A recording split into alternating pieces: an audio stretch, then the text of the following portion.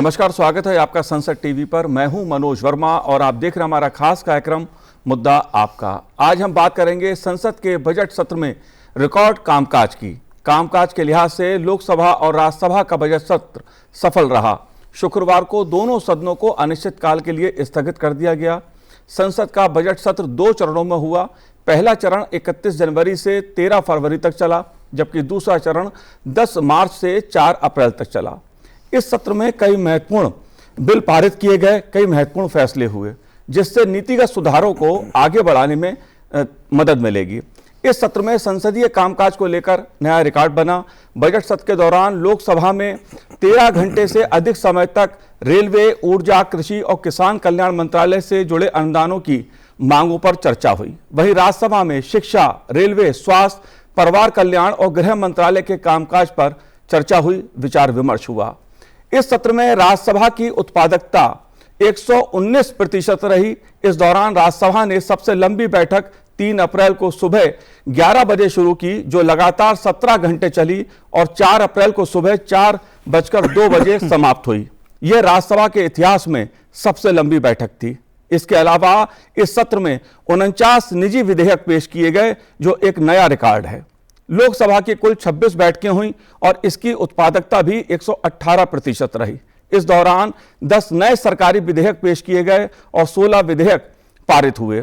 इनमें प्रमुख रूप से वक्फ संशोधन विधेयक 2025 और मुसलमान वक्फ विधेयक 2024 शामिल रहे। हमारे साथ 2 खास मेहमान इस समय स्टूडियो में मौजूद हैं। हम उनसे चर्चा करेंगे, उनसे समझने की कोशिश करेंगे। राज्यसभा के सांसद सुजीत कुमार जी हमारे साथ हैं। सुजीत कुमार जी, आपका बहुत बहुत स्वागत है संसद टीवी पर। साथ ही हम बात करेंगे लोकसभा के सांसद प्रवीण खंडेलवाल जी से। प्रवीण जी, आपका भी बहुत बहुत स्वागत है संसद टीवी पर। लेकिन सबसे पहले सुनते हैं राज्यसभा के सभापति जगदीप धनखड़ जी ने संसदीय कामकाज को लेकर, राज्यसभा में कामकाज को लेकर क्या कुछ कहा।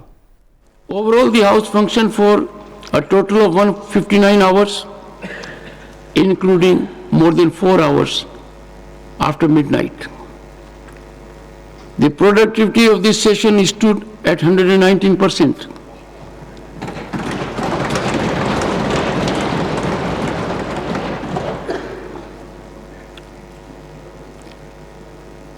On April 3, 2025, the Rajya Sabha began proceedings and etched its name in the annals of legislative history with an unprecedented sitting from 11 a.m. on that day until 4:02 a.m. the following day.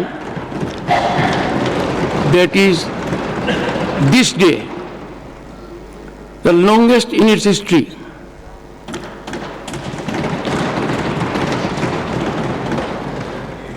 This would send a very great message to the people at large and enhance belief in this great institution. During this marathon sitting, the House passed the transformative Waqf Amendment Bill 2025, bringing transparency and accountability to Waqf property management while modernizing legacy systems and upholding principles of equity and justice.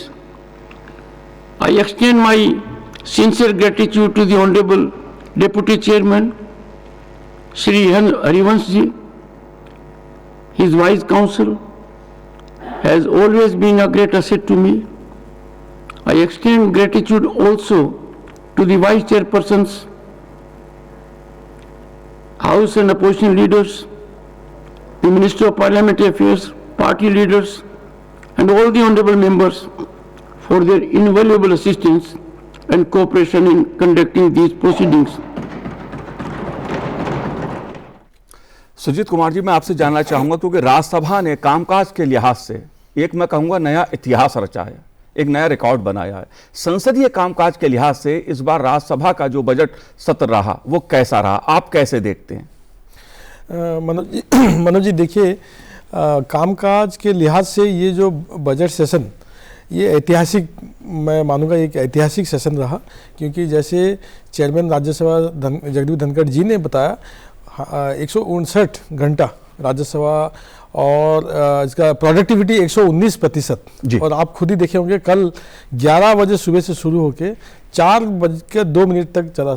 लगभग 17 घंटा non stop चला है और दो महत्वपूर्ण जो विधेयक थे, एक अपना वक्फ अमेंडमेंट बिल और जो मणिपुर में जो राष्ट्रपति शासन को अनुमोदन देना जो अपना संविधानिक जो रिक्वायरमेंट है, वो दोनों कल फुलफिल हुआ। और मैं बहुत खुश हूँ क्योंकि कई बार यहाँ पे संसद टीवी में ये चर्चा हम लोग कर चुके हैं कि जब हम लोग संसद को चलाने नहीं देते तो बहुत बड़ा नुकसान होता है देश का जी। और ख़ासकर जब 0 आवर क्वेश्चन आवर, जब भी कोई हंगामा होता है, शोर शराबा होता है, 0 आवर क्वेश्चन आवर जो सुबह 11 बजे से 1 बजे तक होता है, ये एडजन हो जाता है और लोग बहुत उम्मीद लेके हम लोग को संसद भेजते हैं कि हमारा सांसद जाएगा दिल्ली में, हमारे ज़िले का या राज्य का या देश का कोई मुद्दा को उठाएगा। और ये जब ख़त्म होता है, खासकर जैसे युवा सांसद हैं मेरे जैसे, तो हम लोग सीख रहे हैं अभी और हम लोग हमेशा मुद्दा उठाना चाहते हैं। ऐसे ही बहुत मुश्किल से आपका जो क्वेश्चन आवर आता है, वहाँ पे कोई आपको वो जो स्टार्ट क्वेश्चन आता है और तब जब भी हाउस एडजन हो जाता है तो ये बहुत दुखद होता था। तो मुझे बहुत ही खुशी हो रहा है और शायद ही ऐसा कोई दिन हो जब संसद न चला हो। एक आधा घंटा 1 घंटा के लिए हुआ है जरूर, लेकिन ये तो ठीक है, ये तो एक आपको गणतंत्र में ये होता ही रहता है।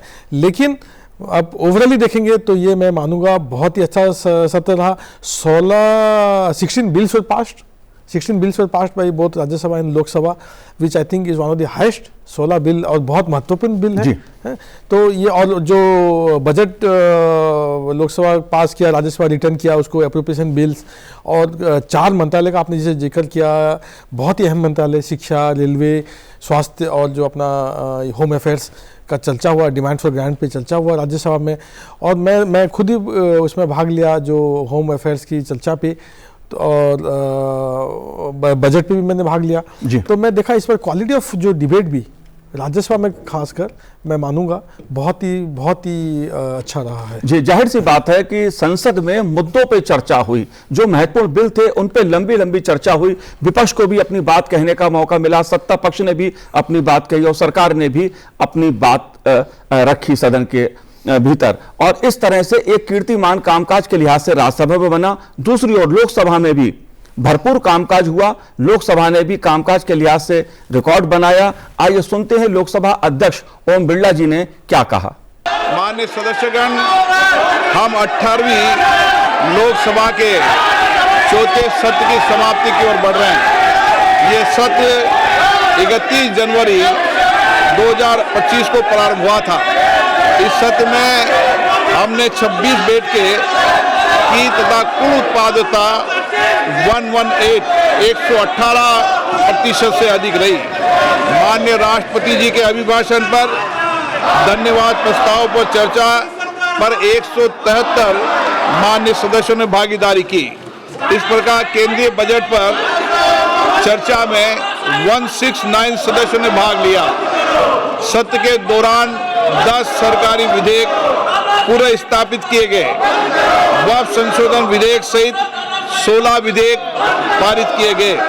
दिनांक 3 अप्रैल 2025 को शून्यकाल में 202 सदस्यों ने लोकमत के विषय सदन में उठाए, जो अभी तक लोकसभा के अंदर अभिलंब लोकमत के प्रश्न उठाए गए का रिकॉर्ड है। माननीय सदस्य, मैं सभी सदस्यों को और सभापति तालिका में शामिल अपने साथियों को, माननीय प्रधानमंत्री जी को, संसदीय कार्य मंत्री को, प्रतिपक्ष के नेता, विभिन्न दलों के नेताओं, माननीय सदस्यों तथा लोकसभा सचिवालय के महासचिव, सचिवालय के अधिकारियों तथा कर्मचारियों एवं संबद्ध एजेंसियों को उनके द्वारा प्रदान की गई सबका धन्यवाद देते हैं। जाहिर सी बात है लोकसभा में भी कामकाज हुआ, रिकॉर्ड कामकाज हुआ। आइए सुनते हैं लोकसभा अध्यक्ष प्रवीण खंडेलवाल जी इस मुद्दे पर क्या कहते हैं, उनका क्या ऑब्जर्वेशन रहा कामकाज को लेकर। प्रवीण खंडेलवाल जी, आप कैसे देखते हैं लोकसभा में जो कामकाज हुआ, जिस तरह से रिकॉर्ड बना काम को लेकर? देखिए, इस बार लोकसभा का सत्र बेहद महत्वपूर्ण था और एक लंबे समय तक लोकसभा का सत्र चला है जी। जैसा अभी आपने स्वयं सुना, माननीय लोकसभा अध्यक्ष ने बहुत विस्तार से बताया ये सत्र इसलिए महत्वपूर्ण था, इस सत्र में राष्ट्रपति का अभिभाषण वो बहुत महत्व का था। जी। केंद्रीय बजट पर चर्चा, खुल के चर्चा, वो और उसके बाद बजट का पारित होना वो अपने आप में महत्वपूर्ण था। 16 बिलों का पास होना पूरी चर्चा के बाद, ऐसा नहीं कोई वॉइस वोट से बिल पास हो गए हो, हर बिल के ऊपर व्यापक चर्चा हुई। और इसके अलावा जितनी हमारी स्टैंडिंग कमेटी है, हर स्टैंडिंग कमेटी की मीटिंगें भी हुई। तो कुल मिलाकर के उत्पादकता की दृष्टि से अगर 118% कामकाज लोकसभा में हुआ और 119% कामकाज राज्यसभा में हुआ, तो मैं समझता हूं कि एक लंबे समय के बाद संसद की सार्थकता लोगों ने देखी, लोगों ने इसको समझा कि संसद किस लिए महत्वपूर्ण है। और हमें लगता है कि हम सब संसद सदस्यों ने अपने अपने दायित्व का निर्वहन किया। जरूर कुछ दिन और कुछ घंटे कुछ स्थगन में जरूर चले गए, किंतु उसके बावजूद इस प्रकार से ऐतिहासिक रूप से चर्चाओं का होना, और इस बार जो वफ्द के ऊपर लोकसभा और राज्यसभा में अगले दिन सुबह तक कार्रवाई का चलना और बड़ी संख्या में सांसदों का रहना, वो ये दिखाता है कि संसद जो सबसे बड़ी पंचायत है वो निश्चित रूप से वास्तव में पंचायत है। और उसके लिए मैं सभी को बधाई देता हूं।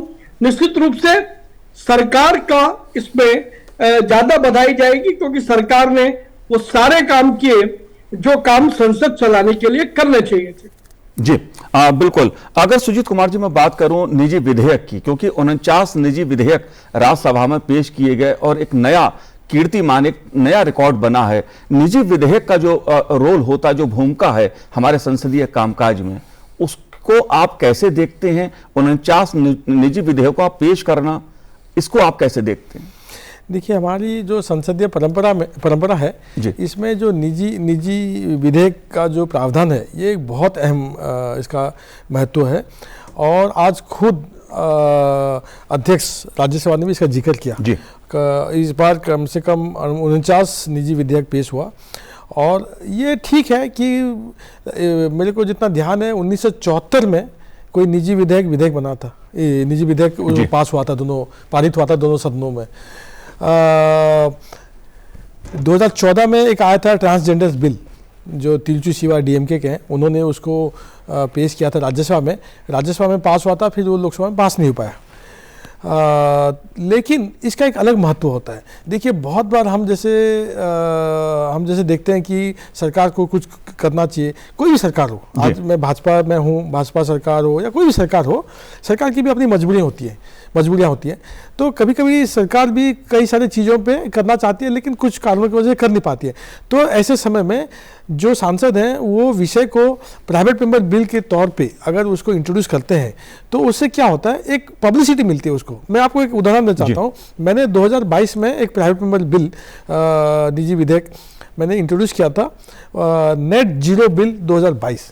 देखिए, आज दुनिया भर में प्रधानमंत्री मोदी जी को पूरी दुनिया मानता है कि जो क्लाइमेट चेंज एक्शन है, क्लाइमेट चेंज जो जलवायु परिवर्तन है, इसके ऊपर जो काम प्रधानमंत्री जी कर रहे हैं, चाहे वो अपना नेट जीरो हो 2070 में, या इंटरनेशनल सोलर अलायंस हो, या फिर जो अपना बायोफ्यूल अलायंस हो, या फिर 2030 तक हमारी जो 500 गीगावाट की ग्रीन एनर्जी प्रोडक्शन हो, ये सब बहुत अच्छा है। लेकिन जो नेट जीरो गोल 2070 है, तो मुझे लगा कि 2070 अभी बहुत दूर है।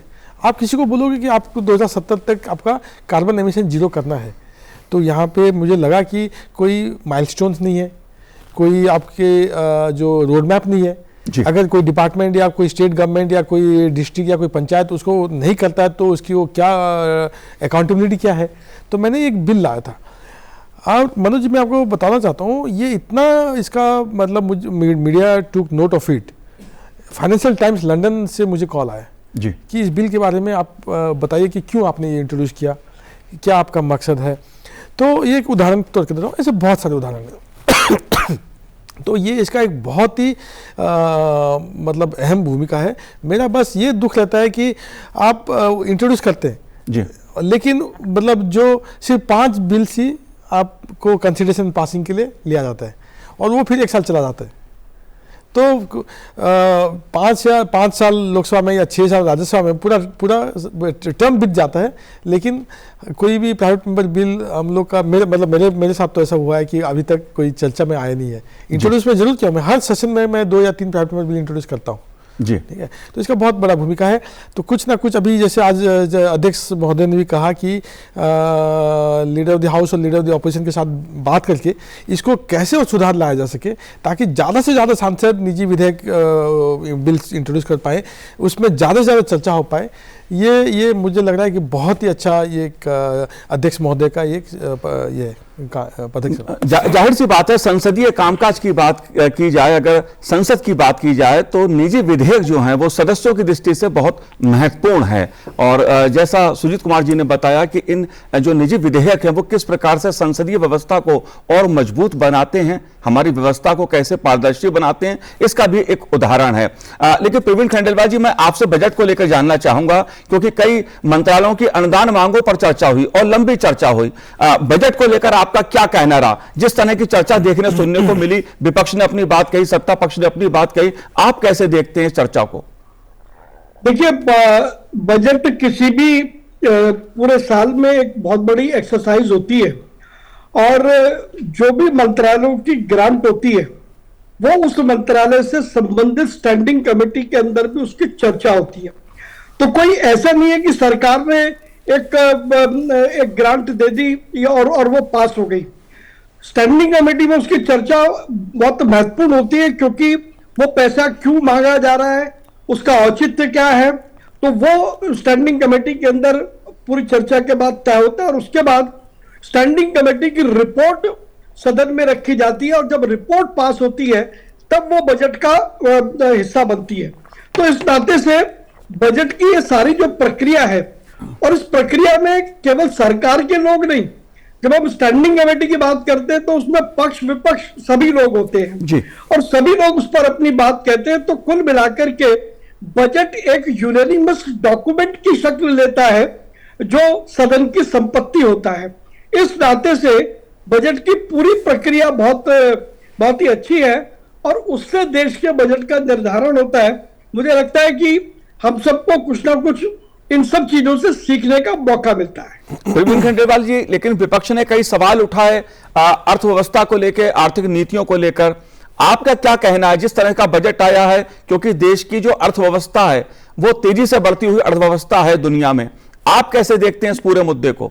देखिए मनोज जी, हम सब जब भी हम चर्चा करेंगे अर्थव्यवस्था की तो वर्तमान परिस्थितियों को ध्यान में रखना पड़ता है और केवल घरेलू परिस्थितियां नहीं, हमें ग्लोबल सिचुएशन क्या है वो भी ध्यान में रखनी पड़ती है। तो यदि वर्तमान की वैश्विक परिस्थितियों को देखें, भारत में अवेलेबल संसाधनों को देखें, प्रधानमंत्री नरेंद्र मोदी जी के विजन को देखें, तो उन सब चीजों को समेट करके एक अर्थव्यवस्था के डॉक्यूमेंट में सूचीबद्ध करना और उसके लिए विभिन्न योजनाओं के लिए उतना धन आवंटित करना, ये अपने आप में बड़ा काम है। और मैं समझता हूं कि हमारी सरकार ने, केंद्रीय वित्त मंत्री श्रीमती निर्मला सीतारमण जी ने प्रधानमंत्री नरेंद्र मोदी जी के मार्गदर्शन में ये जो बजट पेश किया, ये बजट वास्तव में देश को तीसरी बड़ी अर्थव्यवस्था की ओर ले जाने वाला बजट है। और इस एक वर्ष के कार्यकाल में हम देखेंगे इंफ्रास्ट्रक्चर डेवलपमेंट पर जितना बड़ा खर्चा सरकार ने प्रस्तावित किया है, वहीं जो अनेक योजनाओं के लिए पैसा सरकार ने सुरक्षित रखा है, ये कुल मिलाकर के देश के सर्वांगीण विकास की ओर लेकर के जाएगा। जी, सुजीत कुमार जी, आप कैसे देखते हैं इस मुद्दे को? क्योंकि बजट का मुद्दा, बजट सत्र, देश की अर्थव्यवस्था, क्या कहना है आपका? देखिए, मैं बिल्कुल सहमत हूँ खंडेलवाल जी के जो बयान से। आज पूरी दुनिया में भारत की अर्थव्यवस्था की चर्चा हो रही है। कोविड, देखिए आप देखिए 3-4 साल कोविड की वजह से पूरी दुनिया में मंदी रही, उसके बाद आ गया यूक्रेन रशिया कॉन्फ्लिक्ट, फिर आ गया इजराइल और पैलेस्टाइन का कॉन्फ्लिक्ट, और फिर जो अपना जो सी लाइन्स में अटैक होने लगे रेड सी में। फिर भी आज भारत लगभग 7% दर पे बढ़ रहा है जीडीपी। अभी $4 ट्रिलियन हमारी जीडीपी हो गई है। 2 साल में हम लोग $5 ट्रिलियन हो जाएंगे और 2047 जब हम लोग का 100 साल, हम लोग जो ये अमृत काल जो अभी मना रहे हैं, 100 साल का जो हम लोग ये हो जाएगा, पूरा हो जाएगा, उस समय अनुमान है कि लगभग 30 से 32 हम लोग की $1 ट्रिलियन की इकोनॉमी होगी। और जैसे खंडेलवाल जी बता रहे थे, शायद 2027 ज़्यादा से ज़्यादा मान के चले 2028 तक हम लोग दुनिया की तीसरी बड़ी अर्थव्यवस्था बन जाएंगे। अभी यूएसए, चाइना हमसे आगे है, जापान एंड जर्मनी, और 5वीं हम लोग हैं। जापान जर्मनी से हम लोग जरूर आगे बन जाएंगे 2-3 साल में। देखिए आज जो देखिए सबसे महत्वपूर्ण बात यह है कि आपका अब छोटा देश 7%, 6.5% पे विकास दर करना बहुत आसान है, लेकिन अब जब $4 ट्रिलियन की इकोनॉमी बन जाती है, इतनी बड़ी अर्थव्यवस्था बन जाते हैं, तो 6.5, 7.5 ये इसी दर पे हर साल आपको बढ़ना एक बहुत मतलब जो चैलेंजिंग हो जाता है। और उसके साथ हम लोग हरित विकास पे जो फोकस है, इंफ्रास्ट्रक्चर पे फोकस है, खंडेलवाल जी ने कहा 11,11,000 करोड़ रुपया इंफ्रास्ट्रक्चर पे, पिछले साल भी उतना ही अनुदान था। डिफेंस की 4.5% डिफेंस की बजट में बढ़ोतरी हुई है, ठीक है। रिसर्च एंड डेवलपमेंट में कई बार कहता हूं कि कोई भी देश विकसित नहीं बन सकता जब आप रिसर्च एंड डेवलपमेंट पे R&D कहते हैं, जिसको फोकस नहीं करेंगे। मैं धन्यवाद दूंगा मंत्री जी को, वित्त मंत्री जी को, निर्मला सीतारमण जी को, कि इस बार R&D में काफ़ी उन्होंने फोकस दिया है, एजुकेशन पे दिया है, हेल्थ केयर पे दिया है। तो ये एक ऐसा बजट है, शायद जैसे बोलते हैं ना 20 साल 30 साल में एक ऐसे बजट आता है। और मिडिल क्लास का जैसे आप देखिए, कोई भी उम्मीद नहीं किया था कि 12 लाख रुपए का आपको टैक्स बेनिफिट मिलेगा, ठीक है। 10 लाख तक सबसे ज्यादा हम लोग सोचे थे, लेकिन 12 लाख का टैक्स बेनिफिट मिला। ये भी एक ऐतिहासिक फैसला था सरकार का, जो इनकम टैक्स की दृष्टि से लिया गया। जाहिर सी बात है, जो संसद का बजट सत्र है उसके कई पहलू हैं। आइए सुनते हैं संसदीय कार्य मंत्री किरण रिजिजू ने क्या कहा। It has already been announced by both the chairman and the speaker, so I am not going to repeat. The productivity of this session has been extremely very high. One important milestone we have achieved is yesterday in Rajya Sabha. We created the new record. The earlier record was in 1981 when the Parliament discussed on Essential Services Maintenance Act. So when the ESMA bill was discussed, the passed and became an act, it took 15 hours and 51 minutes. And yesterday in Rajya Sabha, we broke the record by devoting 17 hours and 2 minutes of discussion. So this is a 2 minutes. 17 hours and 2 minutes. So a record, a history has been created because of the support contribution of all the honorable members. And not a single disruption during the discussion of the work amendment bill. So the time taken for the discussion of work amendment bill both in Lok Sabha and Rajya Sabha had gone without any adjournment, any disruption, except present exchanges of sarcasm, criticism, and also suggestions. वक्फ संशोधन विधेयक 2025 इस सत्र की एक महत्वपूर्ण उपलब्धि रही। कामकाज के लिहाज से संसद के दोनों सदनों से विधेयक पारित हुआ। प्रवीण खंडेलवाल जी, मेरा आपसे एक सवाल है, क्योंकि ये वक्फ संशोधन विधेयक 2025 दोनों सदनों से पारित हो गया और लंबी चर्चा इस पे हुई, विपक्ष को भी अपनी बात घंटों कहने का मौका मिला, राज्यसभा में भी लोकसभा में भी। लेकिन कांग्रेस पार्टी के कुछ सांसद, विपक्ष के कुछ सांसद इसको असंवैधानिक बता रहे हैं। कुछ सांसदों ने कहा सुप्रीम कोर्ट में चुनौती देंगे, कानून को नहीं मानेंगे, ऐसा भी 1-2 सदस्यों ने कहा। आप कैसे इस मुद्दे को देखते हैं? देखिए मनोज जी, एक बात समझनी होगी, असंवैधानिक कैसे हो गया? क्या संसद में जो स्थापित परंपराएं हैं, क्या उसका पालन नहीं किया गया? जब पहली बार बिल आया, विपक्ष की मांग पर जेपीसी बनी, जेपीसी पूरे देश के अंदर गई, लगभग 1 करोड़ लोगों के सुझाव आए, सब पर चर्चा हुई। उसके बाद विस्तृत रूप से सदन के दोनों सत्रों के अंदर दोनों सदनों में उस पर बातचीत हुई। तो उसके बाद भी यदि कोई कहे कि असंवैधानिक है तो मुझे उसकी समझ पर हंसी आती है। और ये केवल ऐसा इसलिए कह रहे हैं, ये कुछ लोग हैं जो तुष्टीकरण की राजनीति आजादी के बाद से लेकर के अब तक करते हैं, लेकिन वक्फ पर जो चर्चा हुई दोनों सदनों में, उसने इनके नैरेटिव को पूरी तरीके से ध्वस्त कर दिया और अब इनके पास में कोई काम नहीं बचा। और इसीलिए ये बार बार इस बात को कह रहे हैं कि ये असंवैधानिक है। अरे भाई, असंवैधानिक है तो जाओ ना, आपको किसने मना किया? और फिर चर्चा अगर असंवैधानिक तरीके से था तो आपने चर्चा में भाग क्यों लिया? इसका मतलब बहुत स्पष्ट है कि आप इस बात को मानते हो, इसलिए जो आप कह रहे हो वो आपका मन नहीं कह रहा, केवल आपकी जबान कह रही है, क्योंकि आपको अपने वोटों की चिंता है।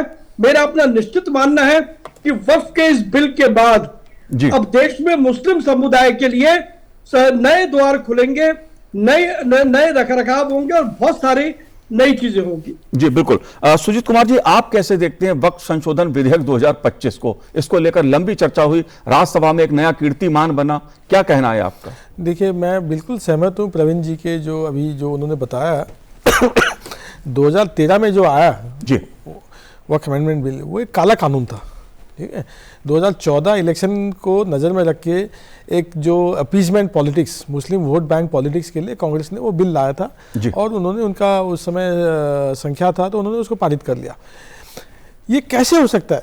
मुझे तो समझ में नहीं आता कि कैसे ऐसे हो सकता है एक व्यवस्था जहाँ पे आप कोर्ट को नहीं मानते, जो एग्रेसर है ही इज ऑल्सो द जज जी, आप वक्फ के खिलाफ या फिर आपके जमीन जायदाद जो भी वो वक्फ बोर्ड हड़प लेती है तो आप जाएंगे वही वक्फ के पास, ठीक है।